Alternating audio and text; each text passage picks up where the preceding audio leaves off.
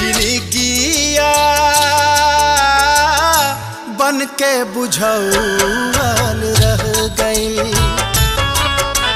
जिनगिया बन के बुझौल रह गई। आशा निराशा के बीच भंवर में हो,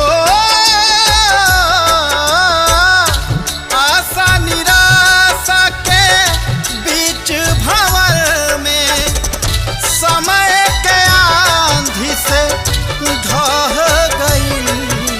जिनगिया बन के बुझौल रह गई। जिनगिया बन के बुझौल रह